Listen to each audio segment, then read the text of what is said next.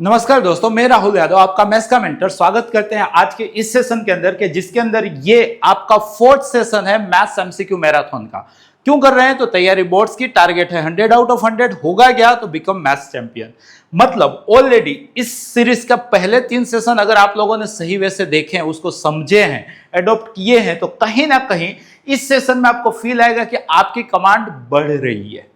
क्यों ऐसा फील आएगा? क्योंकि कुछ क्वेश्चन या तो रिपीट हो जाएंगे या तो उसी टेक्निक के होंगे जो पहले के सेशन के अंदर हम लोगों ने डिस्कस किए होंगे।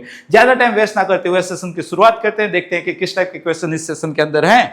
फर्स्ट क्वेश्चन यहाँ पे देख रहे हैं, तो यहाँ पे एक फंक्शन है जो n क्रॉस n से n पे डिफाइंड है। किस वे से डिफाइंड है? तो mn उठाएंगे तो m प्लस n होके आएगा। सोचो, m बिलोंग्स टू कहां से? कैपिटल N से। n बिलोंग्स टू कहां से? कैपिटल N से। कैपिटल N का सबसे छोटा बंदा कौन होता है? 1। मतलब कि m की मिनिमम वैल्यू 1 है, n की मिनिमम वैल्यू 1 है, तो m प्लस n की मिनिमम वैल्यू 2 है। मतलब कि रेंज की शुरुआत 2 से होने वाली है। इसकी रेंज 2 3 4 5 6 7 इस तरह से आएगा। मतलब रेंज के अंदर 1 नहीं है, जबकि कोडोमेन के अंदर 1 है। तो मतलब रेंज और कोडोमेन यहां पे क्या है? मिसमैच है। और जब भी बेटा रेंज और कोडोमेन मिसमैच होते हैं तो उस टाइप के फंक्शन को हम क्या बोलते हैं? Not onto function. क्या बोलते हैं बेटा? Not onto function. तो ये क्या है? नॉट ऑन टू फंक्शन है, फर्स्ट चीज। दूसरा, अगर आप m को 2 और n को 5 लोगे तो आंसर 7 आएगा। m को 3 n को 4 लोगे तो भी आंसर 7 आएगा। m को 1 n को 6 लोगे तो भी आंसर 7 आएगा। तो मतलब कि यहां पे एक ही आंसर के लिए मल्टीपल क्वेश्चन डिराइव्ड हो पा रहे हैं। मतलब के डोमेन के कई सारे एलिमेंट कोडोमेन के एक ही एलिमेंट के साथ रिलेट कर रहे हैं। मतलब कि मेनी वन हो रहा है। तो बस आपका आंसर आ गया। क्या आंसर है बेटा? Many one and not onto, means neither on one nor onto. तो इस टाइप का कहां पे देके रखा है? Neither on one nor onto. तो करेक्ट आंसर क्या आएगा बेटा? इसका ऑप्शन डी। अगले क्वेश्चन की ओर आगे बढ़े। देखो यहां पे x and y are real number. Real number पे एक रिलेशन डिफाइंड है। किस वजह से डिफाइंड है? x is related to y if x minus y plus root 5 is an irrational number. अच्छा क्वेश्चन है। रिफ्लेक्सिव के लिए हम a कोमा a चेक करने गए, देखते हैं तो क्या आएगा? a r y।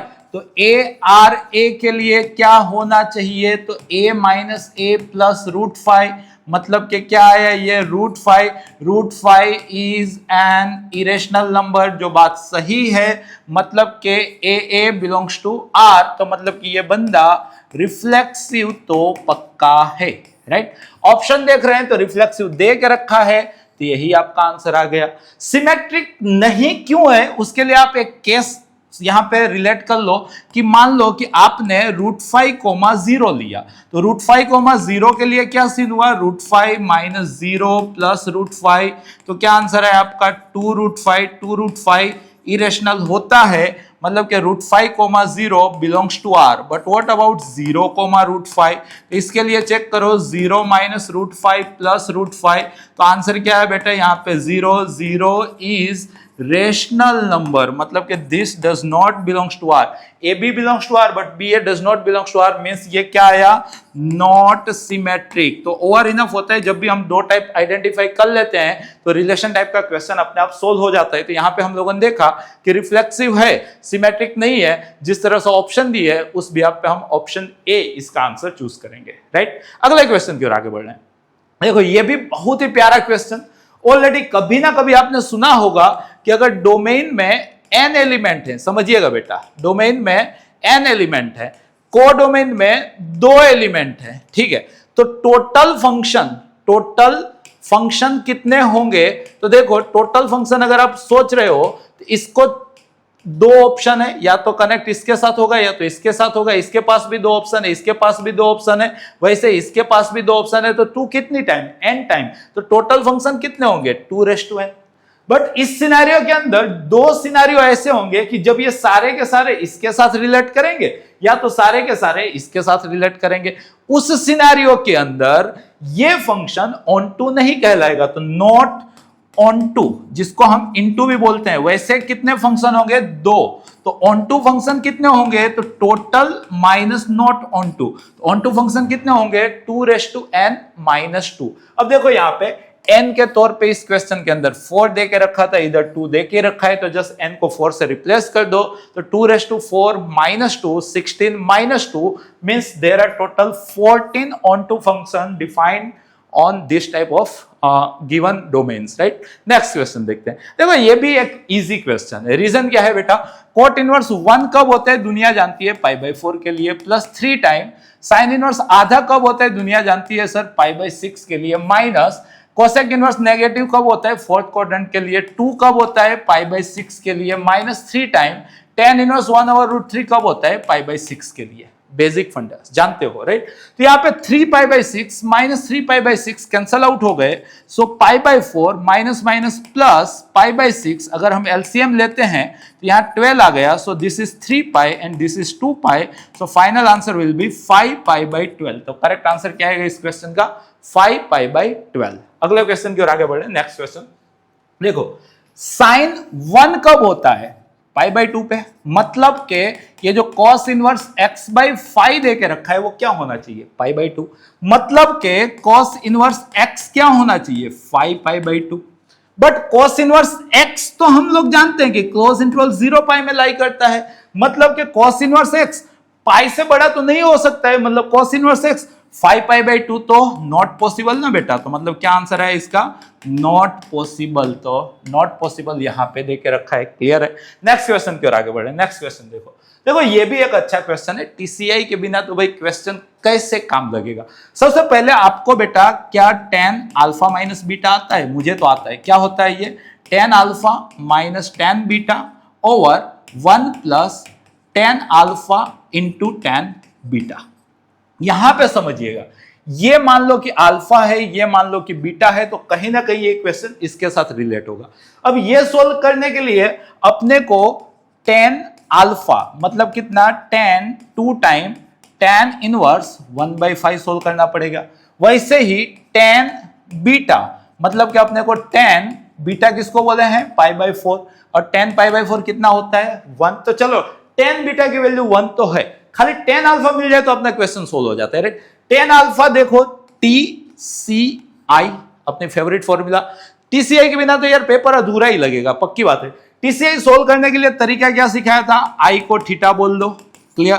मतलब कि tan थीटा आपका क्या हो गया, जो T कहलाएगा वो कितना हो गया, 1/5। तो आपने को क्या पूछा है, tan 2 theta. tan 2 theta 11th में अगर मैथ्स के साथ मोहब्बत किए होते तो जानते 2t/1 माइनस टी स्क्वायर होता है। सो 2t means 2/5 by 1 minus T square means 1/25। तो अगर एलसीएम लेंगे तो 25 माइनस 1 ये कितना हो गया, 24। 5 5 तो 2 5 कितना हो गया, 10। तो ये कितना डेवलप हुआ, 5/12। 2 से कैंसिल आउट हो गया, बस सारी वैल्यू है। तो क्वेश्चन देखो, tan अल्फा बोले तो 5/12, tan बीटा बोले तो 1, और 1 प्लस 5/12 इंटू 1 मीन्स 5/12। तो अगर एलसीएम लेते हैं तो 12 प्लस 5 कितना हो गया बेटा, 17। 5 माइनस 12 कितना हो गया, -7। तो करेक्ट आंसर क्या होना चाहिए इसका, -7/17। अगले क्वेश्चन की ओर आगे बढ़ रहे हैं, ध्यान से समझिए।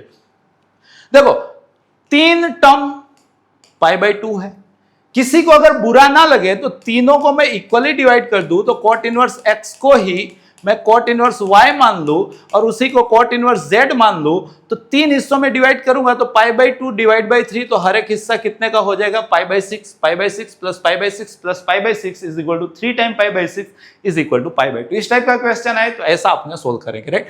अगर cot लगा दूं तो x is equal to y is equal to z is equal to cot π/6 कितना हो गया, √3। तो क्या पूछा है अपने को, √3 प्लस √3 प्लस √3, तो 3√3 अपने को पूछा है। कौन सा ऑप्शन, 3√3? अगर x y z तीनों को √3 मान के चले तो आंसर दे रहा है, यहां पे समझिएगा, √3 इंटू √3, 3 प्लस 3 प्लस 3, ये तो 9 दिया। √3 √3 3√3, 3√3 दे दिया। 1/√3 1/√3 1/√3 3/√3 √3, अपने को तो 3√3 चाहिए था। 3 3 3 9/3 3, एक ही ऑप्शन बचा, वही अपना आंसर है। आया समझ में? अगले क्वेश्चन की ओर आगे बढ़ो। नेक्स्ट क्वेश्चन देखो यहाँ पे, A and B are symmetric matrices of same order। Symmetric matrices है मींस ट्रांसपोज खुद होता होगा उसका, पक्की बात है ना बेटा? तो इसके बारे में बताना है। ऑप्शन भी देखो कहीं ना कहीं स्क्यू या तो सिमेट्रिक की बात चल रही है, तो जब भी ऐसा आए तो इसका नया नाम ले लेने का, तो मतलब नाम रख दिया C, तो C is equal to AB minus BA। अब सिमेट्रिक चेक करना हो या स्क्यू सिमेट्रिक चेक करना हो तो ट्रांसपोज गिना जाता है, तो ट्रांसपोज गिना मींस C डैश गिन रहा हूं, तो AB माइनस BA का डैश। अब ट्रांसपोज माइनस और प्लस में तो डिस्ट्रीब्यूटिव होता है, तो मतलब कि ये हो गया बेटा ए बी का ट्रांसपोज माइनस बी ए का ट्रांसपोज। अब ट्रांसपोज मल्टीप्लीकेशन में तो लॉ ऑफ रिवर्सल फॉलो करता है, मतलब कि ये हो गया B dash A dash minus A dash B dash, but A dash तो ए है, बी डैश तो बी है, तो मतलब ये हो गया बेटा B A minus A B, तो इसमें से माइनस कॉमन ले लूं तो ये हो गया A B minus B A, but A B minus B A तो सी था, तो ये मिला मेरे को माइनस सी। मींस ट्रांसपोज खुद का नेगेटिव आया। अगर ट्रांसपोज खुद का नेगेटिव है तो उसको हम क्या बोलते हैं? Skew symmetric. तो इस क्वेश्चन का करेक्ट आंसर क्या आएगा बेटा? Skew symmetric matrix. अगले क्वेश्चन की ओर आगे बढ़ रहे हैं। देखो एनसीईआरटी का जो एग्जाम्पल 22 है वो काफी इंपॉर्टेंट है। अगर आपको याद हो तो ए को हम दो मतलब किसी स्क्वायर मैट्रिक्स को अनदर दो स्क्वायर मैट्रिक्स के लीनियर अलजेब्रा में दिखा सकते हैं, जिसमें से एक सिमेट्रिक होता है और एक स्क्यू सिमेट्रिक होता है। सिमेट्रिक कैसे खोजते हैं? तो उसी में उसका ट्रांसपोज ऐड करके आधा करके, और स्क्यू सिमेट्रिक कैसे खोजते हैं? उसी में उसका ट्रांसपोज सब्सट्रैक्ट करके आधा करके। यहां पे क्या बोला है? यहां पे बोला a is equal to b plus c by two, where is ये जो है ये स्क्यू सिमेट्रिक है और ये जो है ये सिमेट्रिक है, राइट? तो यहां पे सिमेट्रिक ये है, यहां पे सिमेट्रिक ये है, मतलब कहीं ना कहीं ये वाली चीज c बाई टू है, तो 2 से 2 कट जाएगा, तो c आपको क्या मिला?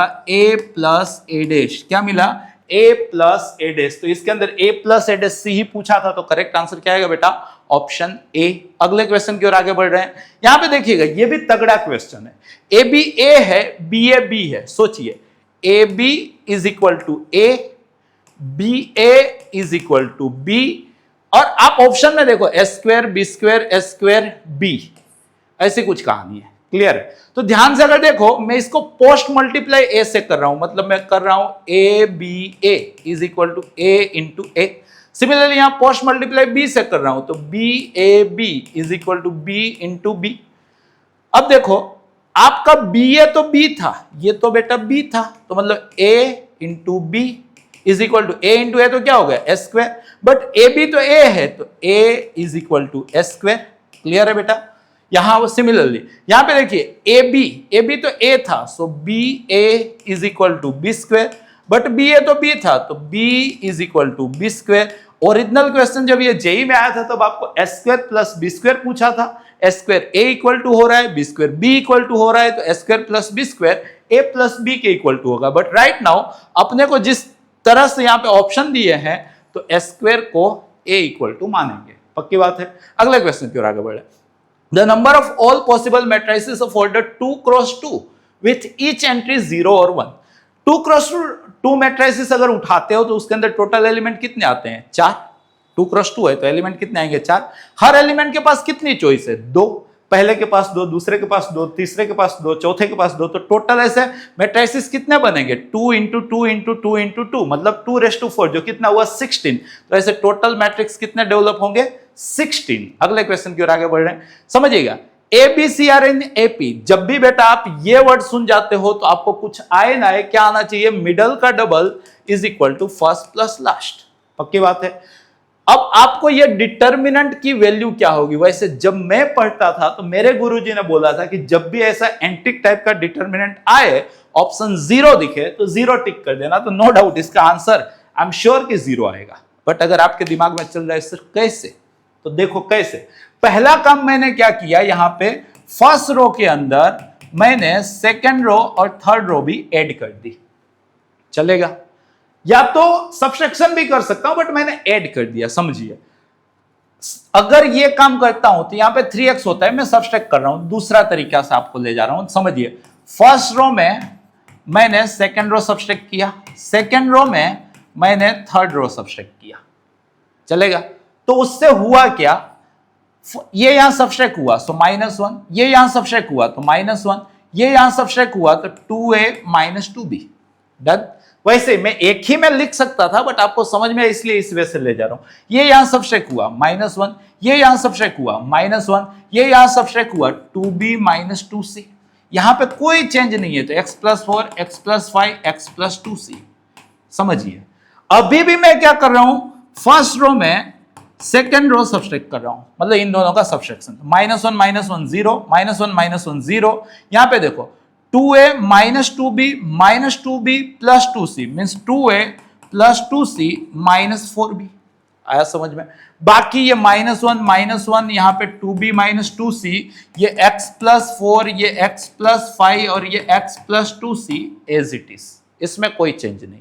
अब सोचो अगर ऐसा चल रहा है, अगर 2 से मल्टीप्लाई कर दूं तो 4b is equal to 2a plus 2c, मतलब कि 2a plus 2c minus 4b, ये तो क्या हो रहा है 0।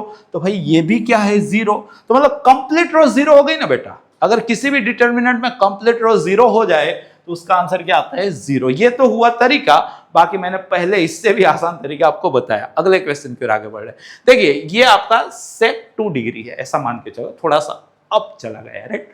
तो देखो यहाँ पे 2 क्रॉस 2 सोल्व करना है तो भाई जीवन बेकार है, राइट। क्या होता है इन दोनों का मल्टीप्लीकेशन, यहाँ पे भी देखो a plus b, a minus b, S square minus b square, clear, minus करके यहाँ पे इन दोनों का मल्टीप्लीकेशन जो क्या आया कोसेक स्क्वायर 88। अब कोसेक स्क्वायर, कोसेक 88 को अपने गांव में सेक 2 भी बोला जाता है, तो इसी को मैं सेक स्क्वायर 2 बोल सकता हूं। यहां पे अपना चल रहा है सेक स्क्वायर 2 -1, तो ये दोनों कैंसल आउट, तो क्या बचा बेटा -1। -1 कहां पे है, ऑप्शन ए के अंदर। अगले क्वेश्चन की ओर आगे बढ़ रहे हैं। ये भी एक अच्छा क्वेश्चन है, अगर आप समझ पाते हो तो ए इनवर्स को समझो। ये b is equal to determinant A into A inverse, हमें कुछ आए ना आए ये जरूर से आते हैं। A inverse is equal to 1 over determinant A into adjoint of A, लिखते हैं ना बेटा। तो यहां पे समझिए determinant A 1 over determinant A into adjoint of A, तो ये तो कट गया, तो यहाँ पे अल्टीमेट b आपका चल रहा है एडजॉइंट ऑफ ए।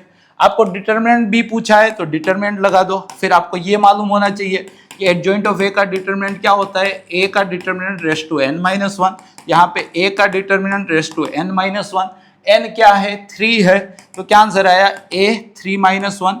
अब डिटर्मिनेंट है तो -3 था, तो बेटा -3 का स्क्वायर, तो क्या आंसर आ गया बेटा 9। तो करेक्ट आंसर क्या है इसका 9। अगले क्वेश्चन की ओर आगे बढ़ रहे हैं। अब ये इसके बिना भी यार पेपर अधूरा है। वंस अगेन प्रूफ के साथ, ए इनवर्स होता है 1 over determinant A into adjoint of A. अभी देखें अपने को ये बनाना है a into adjoint of A, क्या करूं a से प्री मल्टीप्लाई कर लूं, तो means a into A inverse is equal to 1 over determinant a into adjoint of A, क्योंकि ये तो कांस्टेंट है, पक्का ना। तो a इंटू ए इनवर्स तो i हो गया, तो ये इधर चला गया, तो determinant a into I is equal to a into adjoint of a। मतलब ये सबको मालूम होना चाहिए a into adjoint of a क्या होता है, determinant a into I. Clear है, मतलब आप इसका जस्ट डिटर्मिनेंट खोजो।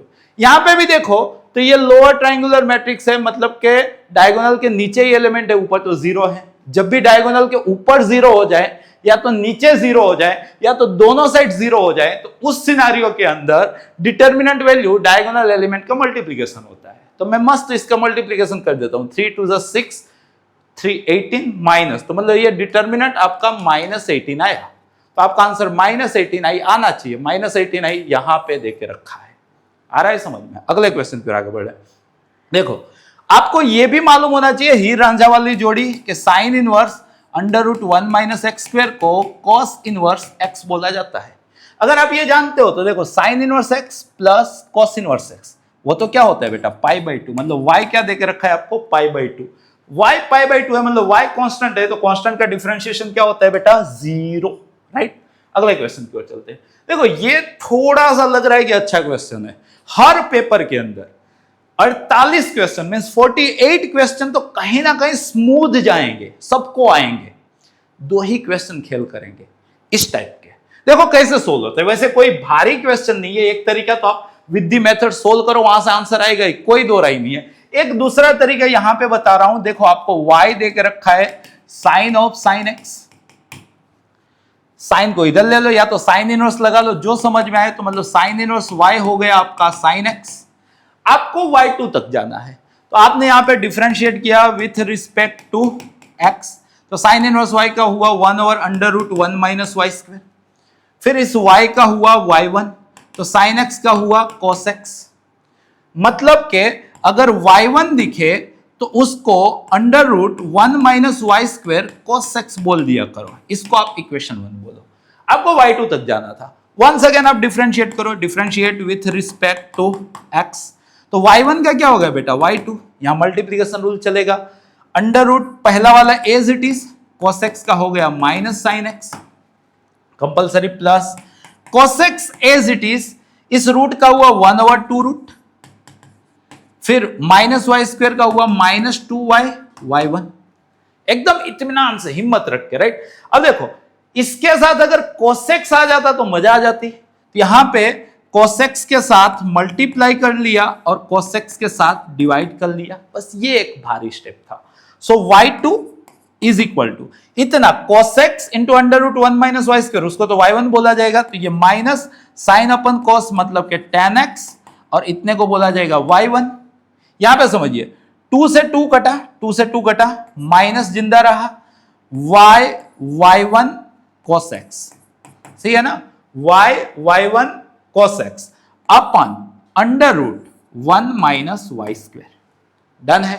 अब समझिए अगर y1 by under root 1 minus Y square equation 1, उसको तो cos x बोला जाता है बेटा, इतने को तो cos x बोला जाता है, तो cos x into cos x, cos square x minus y, ये इधर आ गया, so y2 plus y1 tan x, y2 plus y1 tan x is equal to minus y, इतने को तो क्या बोला गया था बेटा, cos x into cos x means y cos square x, और साथ से अपने को यही पूछा रहता है। अच्छा क्वेश्चन दो पक्का दिखेंगे, बस अपने को वो टेकल करने आना चाहिए, तो क्या आंसर है बेटा, -y cos square x, right. अगले क्वेश्चन की ओर आगे बढ़ रहे हैं, सोचो कंटिन्यूटी का, भाई बचपन से सिखाया गया, limit x approaches 0 1 minus cos theta अपन थीटा स्क्वायर मिल जाए तो लोपिटल के सहारे हाफ बोल दिया करो।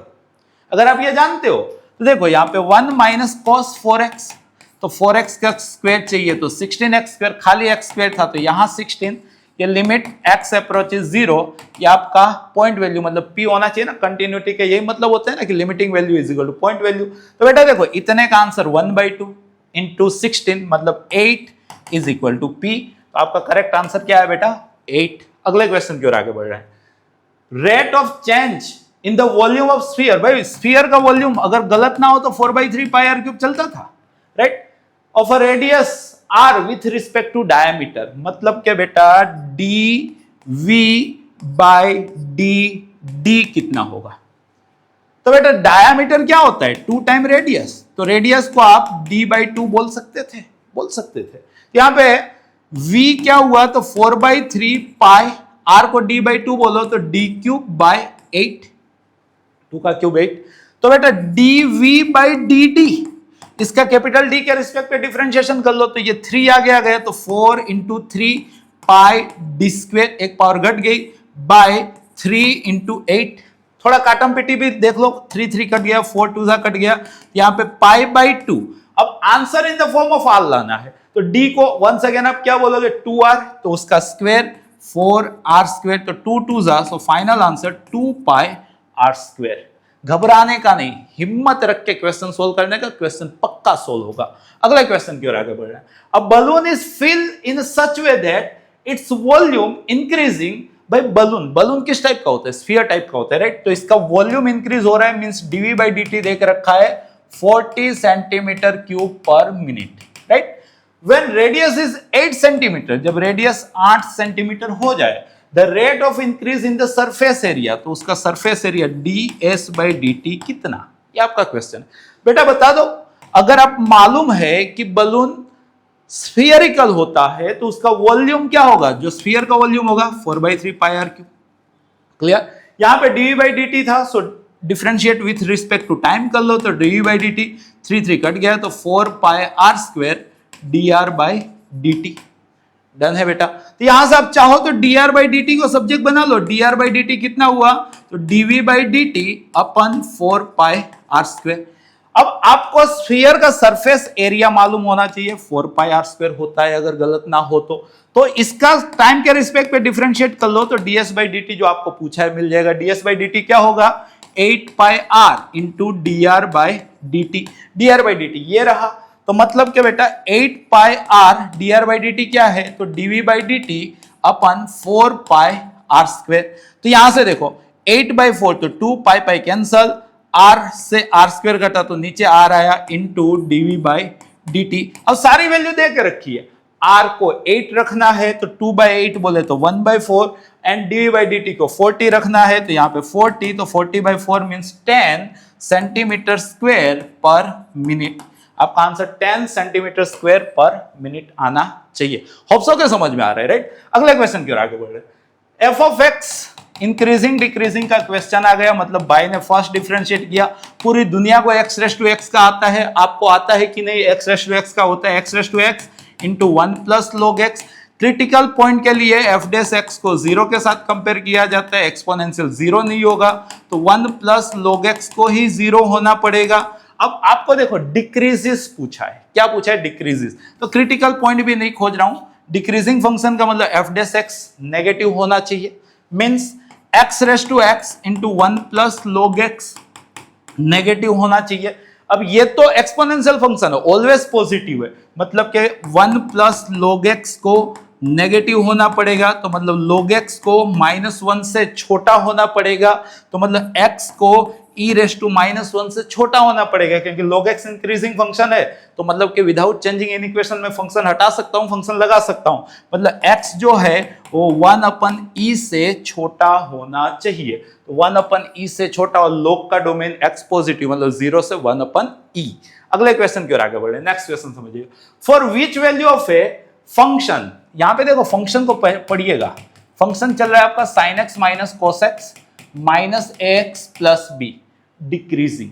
भाई डिक्रीजिंग फंक्शन का मतलब एफ डेस एक्स, अभी तो सोचे लेस देन 0, इक्वल टू भी लगा सकते हो, राइट। स्ट्रिक्टली कहां बोला है, तो इसका डिफरेंशिएशन कर लो। sin x का क्या हुआ cos x, minus cos x का क्या हुआ plus sin x, minus x का क्या हुआ माइनस a, लेस देन और इक्वल टू 0, तो माइनस a इधर चला गया, तो a ग्रेटर देन और इक्वल टू, यहां पे क्या मिला cos x plus sin x। अब जब आप 11th में थे तब आप सीखे थे कि a cos theta plus b sin theta belongs to minus under root S square plus B square से under root S square plus B square, इसको आर्क बोल के सिखाया था। तो मतलब कि ये वाली चीज -√2 से √2 में होगी, क्योंकि a1 है b1 है तो under root S square plus B square under root 2 होगा, तो -√2 से √2। a आपका इससे भी बड़ा होना चाहिए, इससे बड़ा होना चाहिए, मतलब किससे बड़ा होना चाहिए? इससे बड़ा होना चाहिए, मींस a ग्रेटर देन और इक्वल टू √2, जो आपका यहां ऑप्शन डी के अंदर दे के रखा है। अगले क्वेश्चन की ओर आगे बढ़ रहे हैं। सोचिए, ये भी एक मतलब घुमा फिरा के है ना, है बेसिक सा क्वेश्चन, खाली क्या है कि इंटीग्रेशन लग गया है और थोड़ा अजीबोगरीब है, एनसीईआरटी का नहीं है, तो एक साइकोलॉजी कहेगी साला अपने से होगा कि नहीं होगा। भरोसा रखो, अपने से ही होगा, अगर अपने से नहीं होगा तो किसी से नहीं होगा। देखो ये क्या बोला है, ये बोला है 5⁵x इंटू 5, ये क्या बोला है e²⁵x इंटू e⁻⁻1 dx, खोल दिया भाई मैंने। तो मतलब कि देखो ये 5/e आगे आ गए, यहां पे क्या बचा 5²⁵x dx, कर सकते थे। a⁵x का क्या होता है a⁵x बाय log a, और यहां पे ऑलरेडी 5/e तो चल रहा था प्लस c। अब ये पूरी गंदगी तो यही थी क्वेश्चन, तो मतलब क्वेश्चन क्या था आपका? क्वेश्चन था 5⁵x प्लस 1 e⁻²x-1 अपन यहां पे log 5 प्लस log e², मतलब 2 टाइम log e तो 1 होता है प्लस c, तो ये आपका आंसर आया। ऐसा आपको खाली खोजना है कि कहां पे नीचे log 5 प्लस 2 होना चाहिए, एक ही ऑप्शन में था एग्जैक्ट, राइट। अगले क्वेश्चन की ओर आगे बढ़े। देखो ये भी कोई हेवी क्वेश्चन नहीं है, इंटीग्रेशन से घबराए नहीं। 1/2 का मतलब रूट हुआ, यहां पे देखो 1 प्लस ये 2 अंदर गया, समझिएगा, तो ये 2 tan²x प्लस यहां पे 2 tan x इंटू sec(x), ये आपका क्वेश्चन है, समझो। अब सोचो यहां पे रूट के अंदर ये 2 tan²x को tan²x प्लस tan²x बोला जाएगा, तो 1 प्लस tan²x जिसको अपने गांव में बोला जाता है sec²x, प्लस अभी भी यहां का एक tan²x जिंदा है, प्लस यहां पे 2 tan x into sec(x dx। बस ये सब आपको देखना आना चाहिए। a² plus b² plus 2ab, ये तो a प्लस b का स्क्वायर है, स्क्वायर रूट कट गया, तो बेटा ये तो आपको sec(x प्लस tan x दे के रखा है। और इसका इंटीग्रेशन तो आता है ना, क्या होगा इसका इंटीग्रेशन, तो sec x का क्या होता है बेटा, log mod sec x plus tan x। Similarly plus होकर tan x का क्या होता है बेटा, log mod sec x plus c। तो यहाँ पे log a plus log b क्या हो गया, log a b। तो ये क्या हो गया, sec x into sec x plus tan x plus c। तो ऐसा कहां पे देके रखा है, जस्ट खोजो तो log sec x into sec x plus tan x plus c। अगला क्वेश्चन की ओर आगे बढ़ रहे हैं, समझिएगा भाई, आपको बचपन से सिखाया गया, लोग दिखे मान लिया करो, राइट। तो यहाँ पे ये रूट के अंदर पूरी गंदगी दिख रही है ना, उसको एज्यूम करते हैं, मतलब कि 1 प्लस log x को बोल दिया गया टी स्क्वायर। समझिएगा, अगर 1 plus log x T square है, इंटीग्रेशन में जब भी हम एज्यूम करते हैं, नेक्स्ट स्टेप क्या होता है, डिफरेंशिएशन। तो log x का हो गया बेटा 1 अपन x, x का हो गया dx, तो टी स्क्वायर का हो गया 2t dt, राइट। चीजों का सब्स्टिट्यूट किया जाए, so i is equal to log x को क्या बोलेंगे हम, t square minus 1, got it. फिर यहां पे dx बाय x उसको हम क्या बोलेंगे, 2t dt बाय रूट के अंदर टी स्क्वायर जो क्या हो गया t। बहुत इजी, राइट।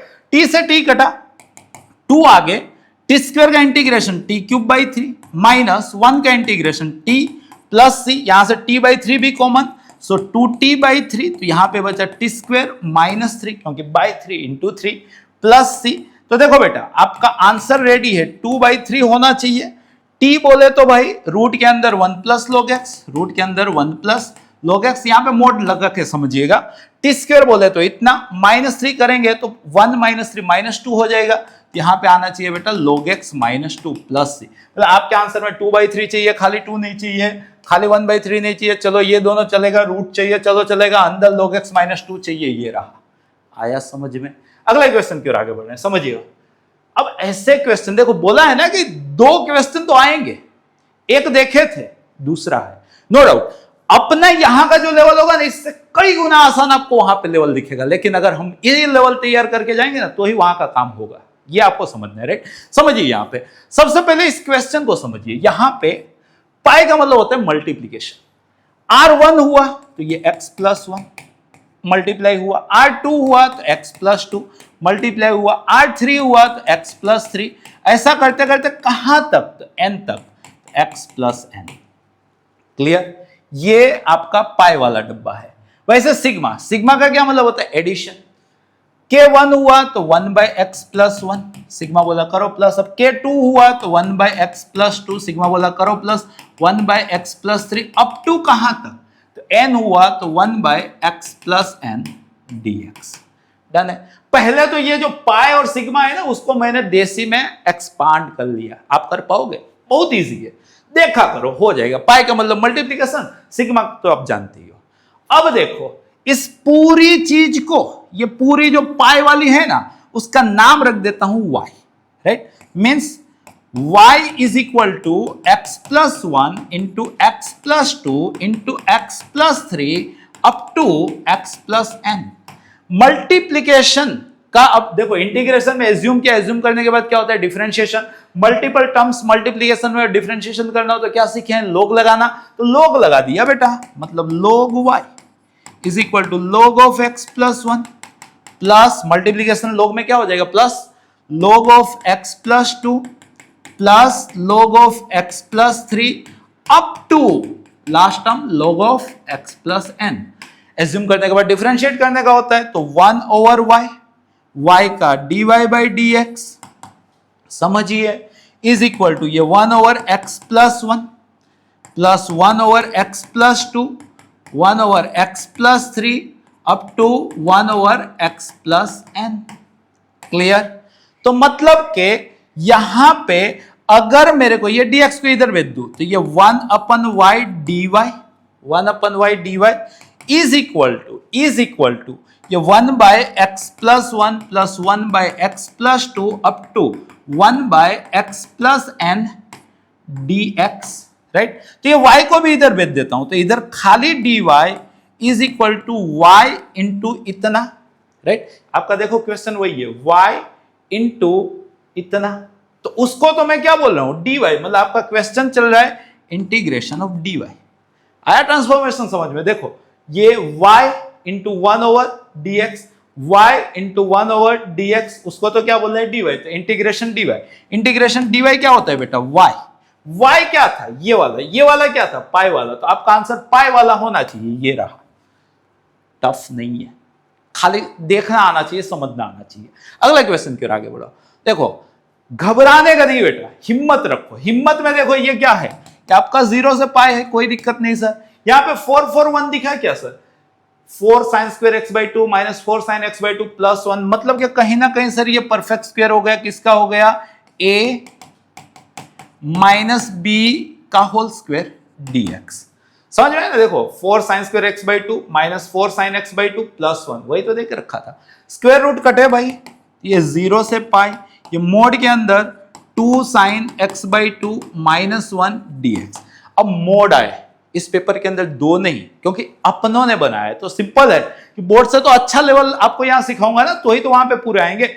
अच्छा पेपर चल रहा है, हिम्मत रख के सीखिए। मोड आए, क्रिटिकल पॉइंट पे ब्रेक कीजिए। इसका क्रिटिकल पॉइंट क्या हो रहा है समझिए, यहां ऊपर गिन देता हूं, तो 2 sin x by two minus 1 0 हुआ, तो sin x by two is equal to 1 by 2 हुआ, तो x बाई टू आपका x सोचो 0 से पाई में है, तो x बाई टू आपका 0 से पाई बाई 2 में है, तो 0 से पाई बाई 2 में साइन आधा कब होता है, पाई बाई 6 पे, x हुआ आपका पाई बाई 3 पे। पक्की बात है, तो मतलब कि इसको आपको पाई बाई 3 पे ब्रेक करना पड़ेगा, एक 0 से पाई बाई 3 और एक पाई बाई 3 से पाई। अब कहां पे प्लस कहां पे माइनस वो देखना है, तो देखो पाई बाई 3 से पाई में पाई बाई 2 आता है, x को आप पाई बाई 4 मतलब पाई बाई 2 मान के चलो, पाई बाई 3 से पाई में पाई बाई 2 आता है, x को आप पाई बाई 2 मानो, तो सोचो ये sine pi by 4 1 upon root 2, 2 by root 2 minus 1 positive हुआ, तो यहां पे ये मोड एज इट इज खुल रहा है। क्लियर है बेटा, तो समझ में आ गया होगा कि यहां पे वो साइन बदल के खुलेगा, तो minus of 2 sin x by two minus 1 होगा। अब थोड़ा सा इसका इंटीग्रेशन भी डरावना लग रहा है, देखो कितना डरावना है, करते हैं यहां पे इत्मीनान से। माइनस साइन का इंटीग्रेशन अपने आप में माइनस होता है, तो ये माइनस 2 साइन का हो गया cos x बाई टू और नीचे 1 बाई टू एक्स का कोएफिशिएंट, माइनस 1 का माइनस x, रेंज लग गई आपकी 0 से पाई बाई 3, फिर ये आपका प्लस वंस अगेन 2 साइन का minus cos x by two, X by two का coefficient 1 by two minus X, और यहां पे रेंज लग गई पाई बाई 3 से पाई। ऐसे क्वेश्चन आएंगे आपके पेपर में, नो डाउट। यहां पे 3-4 आ गए, वहां पे 2-3 आएंगे, समझना तो रहेगा, कहीं ना कहीं एक आध क्वेश्चन भूल जाएंगे, हो सकता है कि यही आ जाए, राइट, तो आपको समझना पड़ेगा बेटा। देखो ये माइनस एज इट इज, ये माइनस 4 हुआ, डाउन का डाउन अप गया, पाई बाई 3 रखा गया, तो cos पाई बाई 6 जो अपने आप में रूट 3 बाई 2 हुआ, समझिए, right, minus pi by 3। Clear, minus करके जब आप 0 रखने गए तो ये माइनस 4 cos 0 1 हुआ, x वाला 0 तो पूरा ही हो गया, तो यहां पे आपने इतने का इंटीग्रेशन किया प्लस करके, बस हिम्मत रख के करना है। ये डाउन का डाउन अप गया, तो माइनस 4 पाई रखा गया, तो cos पाई बाई 2 जो अपने आप में 0 हुआ, माइनस पाई, राइट, माइनस करके पाई बाई 3 रखने गए, तो ये माइनस 4 तो था ही, ये cos पाई बाई 6 अपने आप में रूट 3 बाई 2 हुआ, ये माइनस पाई बाई 3। क्लियर है, हिम्मत रख के खाली सिंप्लीफिकेशन कीजिए, राइट। तो यहां पे देखो सबसे पहले ये माइनस अंदर गया तो प्लस हुआ 4 बाई 2, तो 2 root 3 minus minus plus pi by 3 minus minus plus minus minus 4। Done, यहां पे ये तो 0 हो गया, ये हो गया माइनस पाई, ये अंदर गया तो प्लस, ये 2 root 3 plus pi by 3, right. तो फाइनली देखो pi by 3 plus pi by 3 2 pi by 3 minus pi, तो माइनस पाई बाई 3, राइट, इतने का सिंप्लीफिकेशन दे दिया। 2 रूट 3 तो 4 रूट 3, और यहां पे चल रहा है माइनस 4। तो ऐसा कुछ आंसर होना चाहिए था, आपका आंसर होना चाहिए था 4 root 3 minus pi by 3 minus 4। अगर गलती ना की हो तो तरीका सीख लो, राइट। अगले क्वेश्चन की ओर आगे बढ़ो। देखो ये भी क्या अच्छा क्वेश्चन है यार, लोग दिखे मानने की बात हुई है, let log x is equal to t, मानने के बाद differentiation, so 1 upon x dx is equal to dt, definite integration है, जब x a था तो t आपका log a हुआ, जब x b था तो t आपका log b हुआ, log x को तो t बोला, dx by x को तो dt बोला।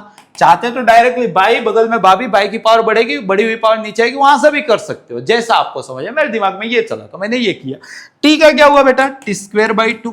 रेंज कहां से कहां तक, log a से log b। सबसे पहले आप log b रखोगे तो log b का स्क्वायर, माइनस करके log a रखोगे तो log a का स्क्वायर बाई 2। अब यहां पे x square minus Y square दिख रहा है, x माइनस वाई तो log b minus log a तो log b बाई a बोला जाता है, x plus y log b plus log a तो log ab बोला जाता है बाई 2। तो आपका आंसर आएगा half log ab log b by a, half log ab log b by a। ये रहा कॉन्फिडेंस। अगला क्वेश्चन देखो, अब ये देख के तो और भी किसी को लगेगा ऐसा कैसे होगा, कैसे होगा देखो समझते हैं। लोग दिखा, बेसिक तरीका पकड़ के रखो, कैसा भी मतलब इस वाले पेपर में जिसने भी पेपर बनाए वो ट्राई कर रहे हैं कि इंटीग्रेशन वैसे भी मतलब कि स्टूडेंट की हवा निकली होती है और एकदम टाइट कर दे, ठीक है। अपने बच्चे एकदम कॉलर खड़ा करके निकलने चाहिए। देखो यहां ध्यान से, लोग दिखा, लोग को मान लो तो let log x is equal to T, done. Means x is equal to E raise to T, E के माथे पे बैठा दिया, ई लोग कट गए, x e raise to t, so dx is equal to E raise to t dt, done. अब समझो यहां पे आई आपका, जब x 0 है, log 0, log का ग्राफ ये रहा ना, 0 पे तो माइनस इनफाइनाइट, अच्छी बात है। इनफाइनाइट पे तो इनफाइनाइट, और अच्छी बात है। एफ ऑफ x तो e raise to t, 1 upon x तो e raise to minus t, log x तो t, dx बाय x, या तो x तो यहां पे समझ लो log x तो t, और यहां पे dx बाय x कर लेते हैं यहां पे, या तो x को यहां पे लिख लो e रेस टू टी और dx को लिख लो e raise to t dt, जैसा आपको समझ में आए, राइट। सो माइनस इनफाइनाइट से infinite, f of e raise to t plus E raise to minus t, यहां से कैंसल आउट, ये टी ये डी टी। अब देखो यहां पे माइनस इनफाइनाइट से इनफाइनाइट है, माइनस ए से ए वाला समझो तो ये आपका ओड फंक्शन आया। क्यों, टी के बदले माइनस टी रखो तो ये ई रेस टू माइनस टी, ये ई रेस टू टी, मतलब ये वाली टर्म ऐसी रही, बट ये हो गया माइनस टी, मतलब कि आई इज इक्वल टू माइनस आई, या तो ओड है तो भी 0, जो आपको समझ में आए। So 2i is equal to 0, so i is equal to 0। Clear है।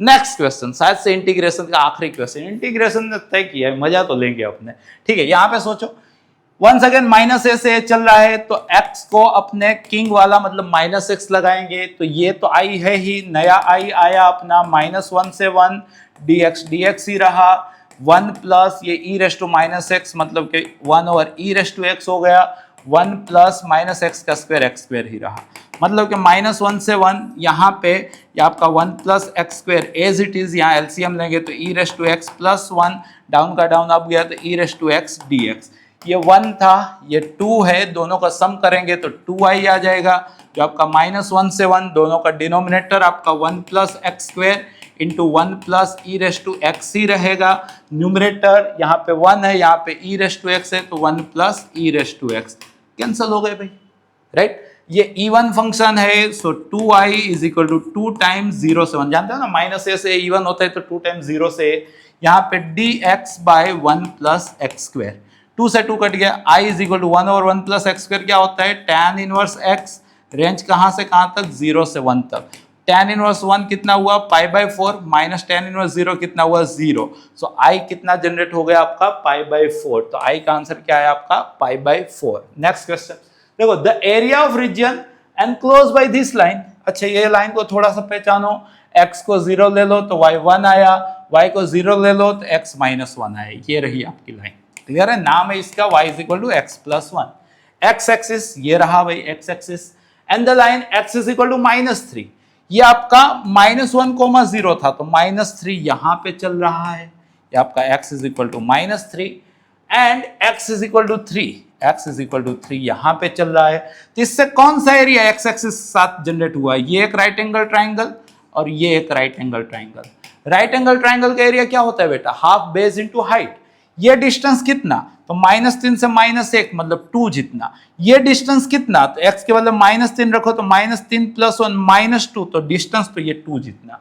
ये डिस्टेंस कितना? तो -1 से 3 तक मतलब 4 जितना। ये डिस्टेंस कितना? तो इस इक्वेशन में x के बदले 3 रखो तो 3 + 1 कितना? 4 जितना। तो इसका एरिया कितना? हाफ बेस इंटू हाइट, 2 से 2 कट गया तो इसका एरिया 2 है। वैसे इसका एरिया कितना? तो हाफ बेस इंटू हाइट, तो 16 का आधा ये एरिया 8 है।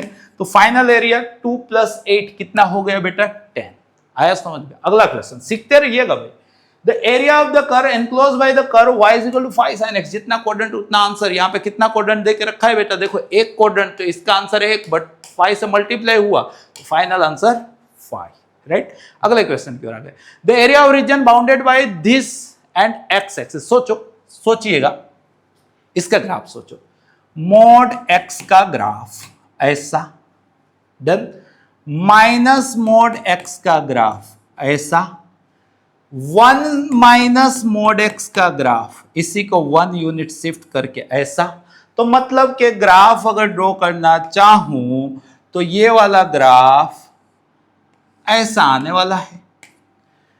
ये y = x था, ये y = -x था, ये y = -x हुआ, ये y = x हुआ। ऐड किए तो y = 1 - x हुआ और ये y = 1 + x हुआ। डन है। तो ये कहां पे काटा? तो y को 0 रखो तो ये -1, 0 है। ये कहां पे काटा? y को 0 रखो तो ये 1, 0 है। तो ये डिस्टेंस कितना हुआ? -1 से 1 2 जितना। ये डिस्टेंस कितना हुआ? ये पॉइंट तो दिख ही रहा है 0, 1 तो कितना? 1 जितना। तो ये वाला एरिया बना ना। ये भी तो ट्राइंगल है। ट्राइंगल का एरिया क्या होता है? Half base into height. 2 से 2 कट गया तो 1। विदाउट इंटीग्रेशन हम लोग कुछ अगर थोड़ा वो जानते हैं तो ऐसा कुछ कर सकते हैं। अगले क्वेश्चन पर आगे बढ़ रहे हैं। The order of differential equation whose solution is this. भाई इसके अंदर आर्बिट्री कांस्टेंट कितने हैं? देखो 1 2 3। ये कौन सा टाइप का सॉल्यूशन है? तो ये जनरल सॉल्यूशन है। जनरल सॉल्यूशन में जितने आर्बिट्री कांस्टेंट होते हैं डिफरेंशियल इक्वेशन में उतना ही उसका ऑर्डर होता है। इसके अंदर आर्बिट्री कांस्टेंट 3 है तो इसका ऑर्डर कितना आएगा बेटा? 3 आएगा, राइट। अगले क्वेश्चन की ओर। द सॉल्यूशन ऑफ दिस, देखो ध्यान से समझिएगा बेटे। यहां पे देके रखा है dy/dx = -(1 - y²/(1 - x²). बस ये आपको समझ में आना चाहिए। अगर ये आपको समझ में आया तो dy/(1 - y²) -dx/(1 - x²). ये क्या हो गया? Variable separable, integrating both side. So ये तो साइन इनवर्स y का स्टैंडर्ड इंटीग्रेशन है, ये साइन इनवर्स x का स्टैंडर्ड इंटीग्रेशन है, प्लस यहाँ पे साइन इनवर्स कांस्टेंट बोल दो, चलेगा। तो मतलब ये पार्टी इधर आ गई। सो ये sine inverse y plus sine inverse x is equal to sine inverse k, right. Sine लगा दो, ये इधर आ गए तो इधर क्या बचा? k। ये साइन अल्फा प्लस बीटा, तो साइन अल्फा प्लस बीटा क्या होता है बेटा? समझिएगा। इधर आपका आया है sign inverse y plus sine inverse x। यहां तक समझ लो, अब आपको मजा आएगी। साइन अल्फा बीटा, तो क्या हुआ? साइन अल्फा कॉस बीटा अमर जोड़ी प्लस कॉस अल्फा अमर जोड़ी sine beta is equal to k. तो आपका कुछ ऐसा आंसर आना चाहिए, x into root plus y into root is equal to k. तो देखो ये माइनस तो नहीं चलेगा, x इंटू रूट के अंदर देखो 1 माइनस होना चाहिए, ये भी नहीं चलेगा। ये रहा एग्जैक्टली। आया समझ में? अच्छे क्वेश्चन है इस मतलब पेपर के अंदर, मजा आनी चाहिए, लगना चाहिए कि यार लेवल बन रहा है। अगर ये लगेगा तो ही काम होगा। अगले क्वेश्चन की ओर आगे बढ़े। अगला क्वेश्चन देखो, the solution of differential equation. क्या बात है यार, देखो यहाँ पे आप पहला काम क्या करो, ये जो ब्रैकेट में दे के रखा है ना उसका नया नाम रख दिया। डिफरेंशिएट करते हैं यार, तो x का 1 हो गया, y का dy/dx हो गया, तो t का dt/dx हुआ। मतलब कि जहां जहां dy/dx देखेगा वहां वहां dt/dx -1 बोलेंगे। चलो सब्स्टिट्यूट करो, dy/dx थोड़े है, वो तो है dt/dx -1 is equal to cos t। मतलब कि dt/dx is equal to 1 plus cos t। मतलब कि dt/1 plus cos t is equal to dx, ये हो गया variable separable, integrating both side, so integration of dt of 1 plus cos क्या होता है 2 cos square half, right, is equal to dx। ये sec square half हुआ, sec square half का क्या हुआ tan हाफ, फिर ये बाई 2 चल रहा था और यहां पे t का कोएफिशिएंट भी by 2, clear, is equal to dx का x प्लस c, तो ये by 2 cancel, so tan t क्या था आपका x plus y by 2 is equal to x plus c। ऐसा कुछ आपका आंसर होना चाहिए, आ रहा है ना मजा। ऐसा देखो कहां पे है, ये रहा ना tan x plus y by 2 is equal to x plus c। अगले क्वेश्चन की ओर आगे बढ़ते हैं। The solution of differential equation, इसका सॉल्यूशन क्या होगा, देखो ध्यान से, 2x dy by dx is equal to y plus 3 means dy by y plus 3 is equal to dx by x2 रहने दो, वेरिएबल सेपरेबल हो गया, इंटीग्रेशन लगा लो, सो 2 टाइम 1 ओवर का log होता है इज इक्वल टू 1 ओवर का log होता है और आर्बिट्री कांस्टेंट log c लगा दिया। 2 बोला यार हम तो पावर में जाएंगे, सो log ऑफ y प्लस 3 का square log a plus log b log a b होता है, log टाटा हो गए तो y प्लस 3 का square is equal to cx। अगर 11 थोड़ा सा पढ़े थे तो एक ही स्क्वायर है, x स्क्वायर पैराबोला होता है, तो आंसर क्या आया भाई, ये रहा पैराबोला, क्लियर है। अगले क्वेश्चन फिर आगे बढ़ रहे हैं, देखो यहाँ the unit vector parallel to a minus b, भाई पहले a माइनस बी बनाओ, तो चलो a माइनस बी कितना हुआ 1 माइनस माइनस 2, 2 माइनस माइनस 4, सही जा रहा है ना, -3 प्लस 9, डन है, राइट।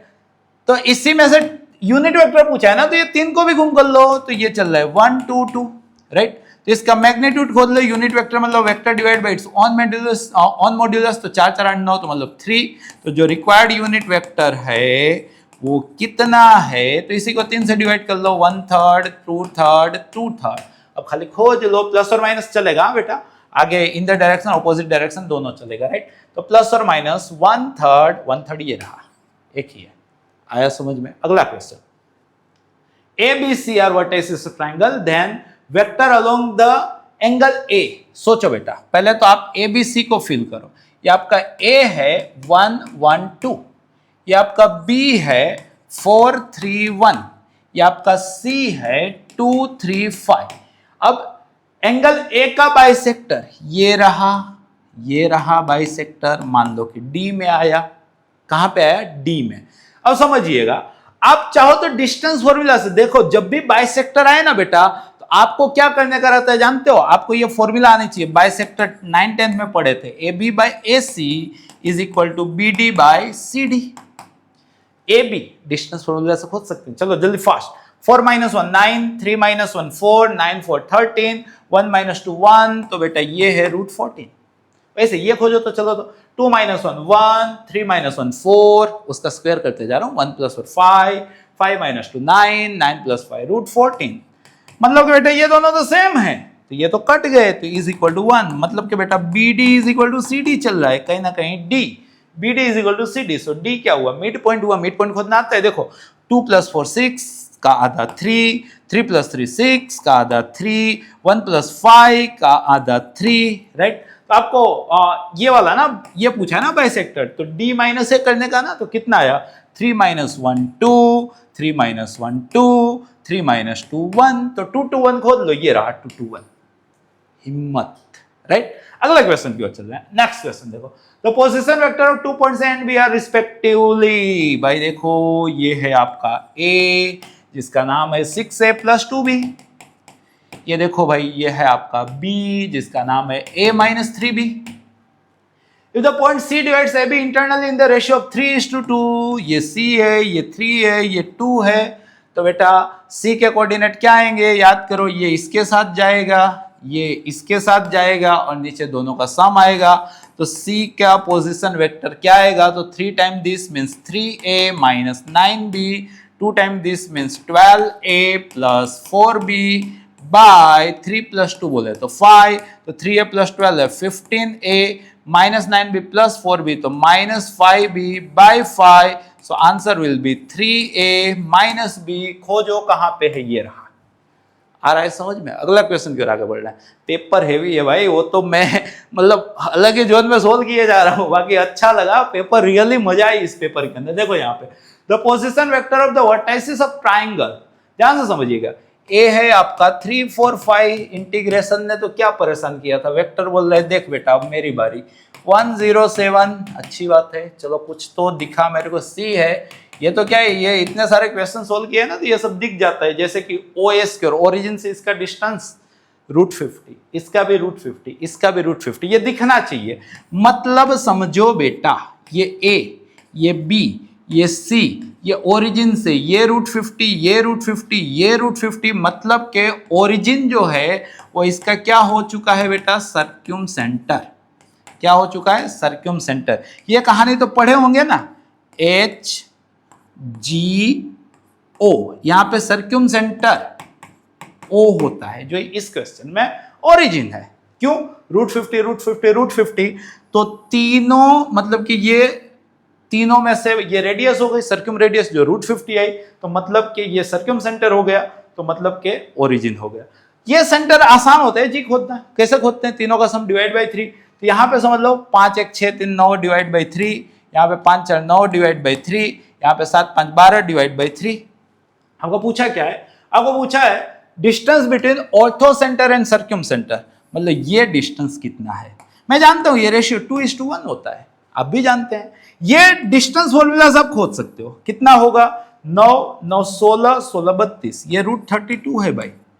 ये कितना है, 9 + 9 18 + 16 √34 है, ये √34 है। अगर 1 यूनिट √34 है तो 2 यूनिट कितना हो जाएगा, 2 टाइम √34, तो टोटल डिस्टेंस कितना हो गया, 2 टाइम √34 प्लस √34, मतलब 3 टाइम √34, राइट। तो 3 को अंदर भेज दो, तो रूट के अंदर ये 9 हो गए, 9 4 जा 36, कैरी आई 3, 9 3 जा 27 और 3 30, तो आपका आंसर √306।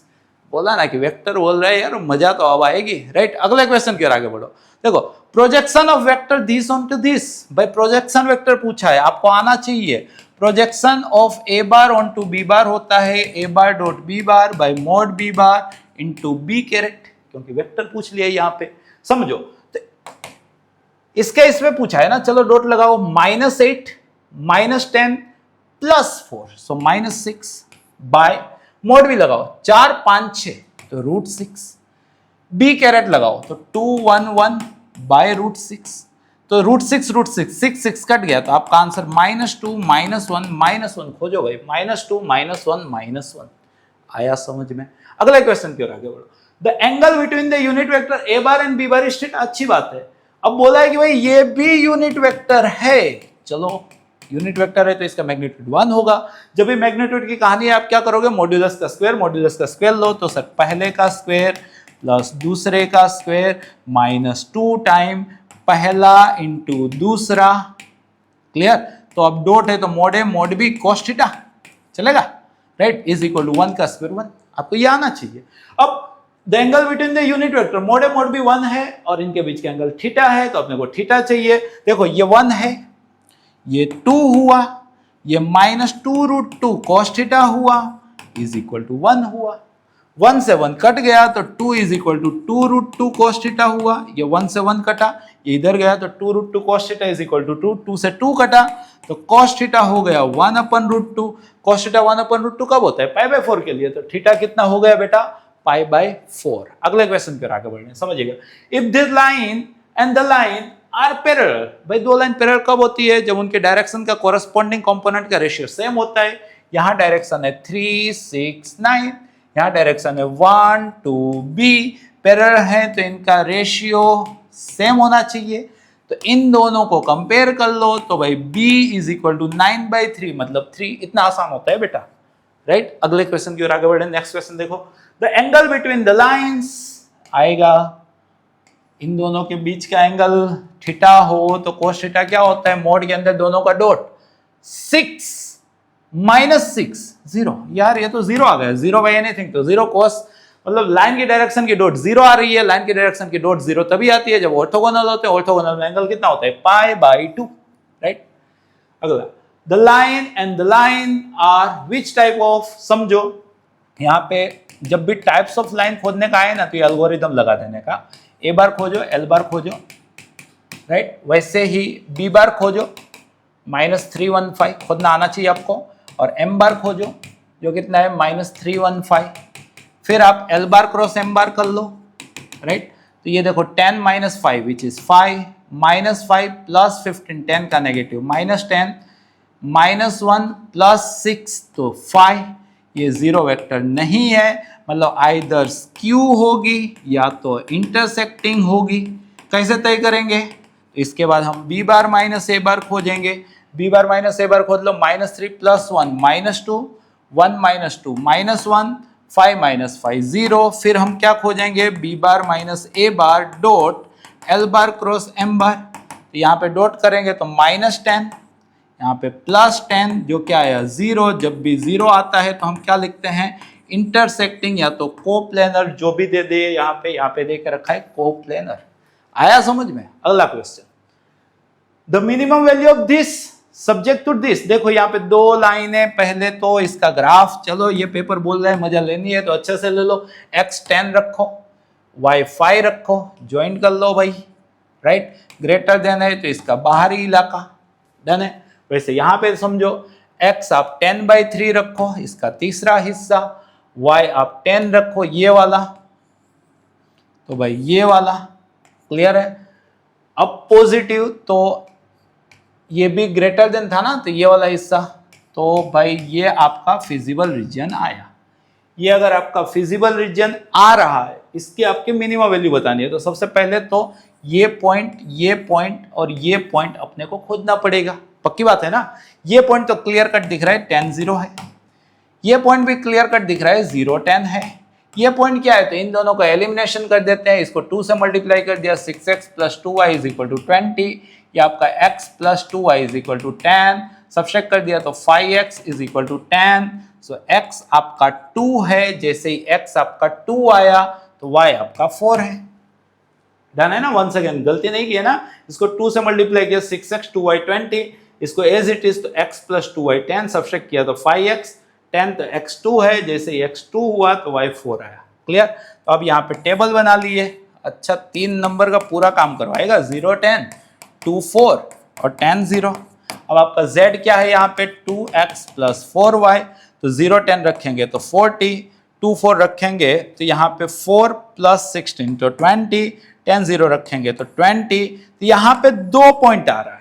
अपने को पूछा क्या? मिनिमम, तो 20 आ रहा है, अनबाउंडेड है, तो z = 2x + 4y = 20 line dash draw करेंगे तो x + 2y = 10, x आपको 10 लेना है, ये रहा, और y आपको 5 लेना है। 5 ये वाला पॉइंट कौन सा था? ये वाला पॉइंट, ये आपका ये वाली लाइन थी y5, तो ये पूरी लाइन आ रही है, ये पूरी line, but dash line draw करने की होती है तो कुछ भी कॉमन नहीं है। अगर कॉमन नहीं है तो भाई एग्जिस्ट करेगा, कितना करेगा? 20 जितना, तो 20 ये रहा। One of the best MCQ of this chapter ये है, राइट। अगले क्वेश्चन की ओर आगे बढ़ रहे हैं। The corner points of the bounded feasible region are this for the objective function.